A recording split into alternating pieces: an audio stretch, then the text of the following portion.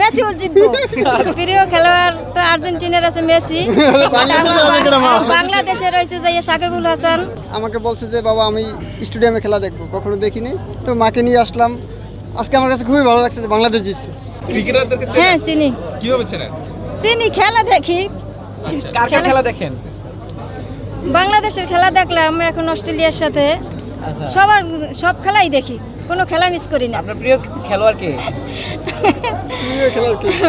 প্রিয় খেলোয়াড় তো আর্জেন্টিনার আছে মেসি, বাংলাদেশের রয়েছে যে সাকিবুল হাসান, তাসকিন আহমেদ, আচ্ছা, মুস্তাফিজুর রহমান, মুশফিকুর রহমান। কি মনে হয় আজকে বাংলাদেশ জিতছে, আর্জেন্টিনার আজকে মেসি বাংলাদেশ মেসি জিতবে নাকি? মেসিও জিতবো।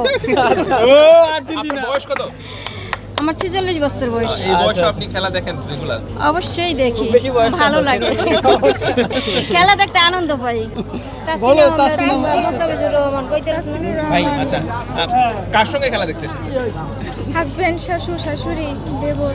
আচ্ছা ভাইয়া, আপনার একটু জিজ্ঞেস করি যে আসলে বাংলাদেশ যে জিতলো আসলে কেমন লাগতেছে? আসলে অনুভূতি অন্যরকম, খুবই মানে ভালো লাগতেছে আজকে, কারণ আমরা স্টেডিয়ামে খেলা দেখতেছি। আমার মা খুবই ইচ্ছা ছিল যে তিনি স্টেডিয়ামে খেলা দেখবে। আমাকে বলছে যে বাবা আমি স্টেডিয়ামে খেলা দেখবো, কখনো দেখিনি, তো মাকে নিয়ে আসলাম।